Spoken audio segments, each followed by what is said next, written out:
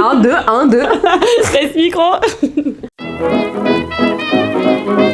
Du coup, moi, c'est Mélanie, j'ai 22 ans, je suis étudiante en psychomotricité et je suis présidente au bureau des EPIMS, donc l'association des étudiants de psychomote.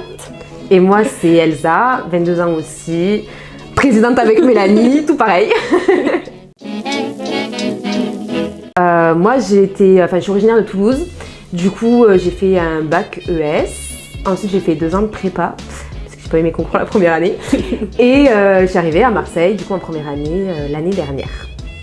Eh ben, moi, je suis originaire de Lyon, mais sinon, c'est pareil qu'Elsa. Parce que c'est un métier de soins. Moi, je cherchais à faire un métier paramédical, du coup, je me suis renseignée. J'hésitais entre orthophoniste, psychomote et tout. J'ai fait plusieurs stages avant même de faire la prépa en psychomote et ben voilà, psychomote c'est juste génial, on s'amuse toute la journée en travaillant, donc moi ça me correspond. Et ben moi c'était un gros coup de bluff parce que je savais pas du tout ce que je voulais faire et du coup j'étais allée voir des conseillers d'orientation qui m'avaient plus ou moins aiguillée vers ergo ou psychomote. Une feuille de papier. Coordination. Dextérité. Alors, minutie, patient, précision, attention.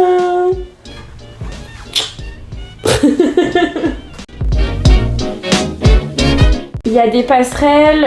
Alors, si on a fait une licence ou une maîtrise de psychologie, si on a fait une licence en STAPS pour entrer en 2e année, un diplôme d'état d'ergo, un diplôme d'état d'infirmière ou de kiné, et un DE d'éducateur spécialisé et un certificat de capacité d'orthophoniste ou un certificat de capacité d'enseignant des enfants en situation de handicap.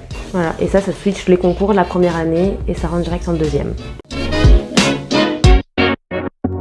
Alors l'inconvénient c'est que c'est pas du tout pris au sérieux parce que souvent quand t'es avec tes potes et que tu dis je fais des origamis justement, je fais de la relaxation, ils te disent mais tu payes ton école pour jouer.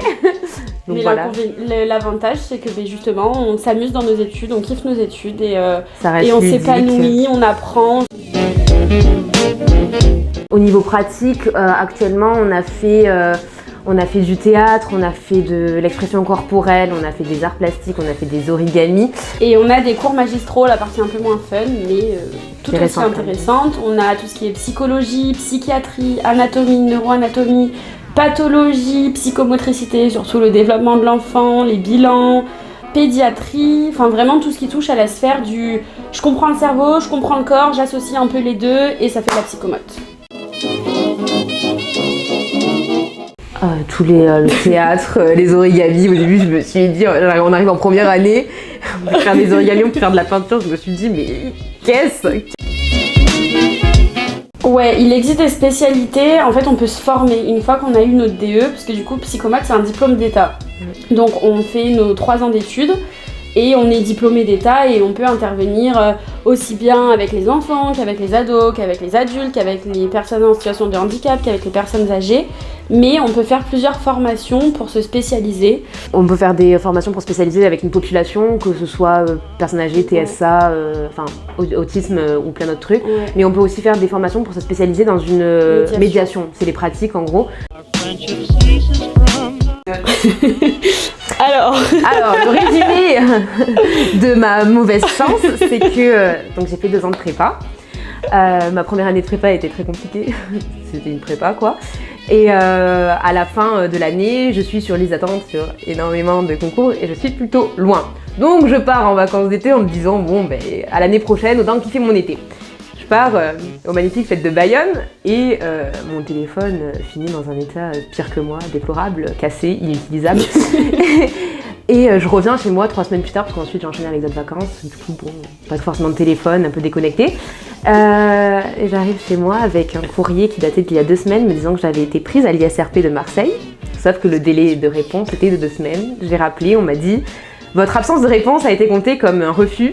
Nous sommes passés à la personne suivante sur la liste d'attente. Vous ne pouvez pas intégrer l'école cette année. » Résultat, je refais les concours de l'année suivante pour au final me retrouver à l'école où j'avais été prise la première année. J'ai perdu 1 an, je me suis fait chier 1 an de plus et Mais merci Bayonne.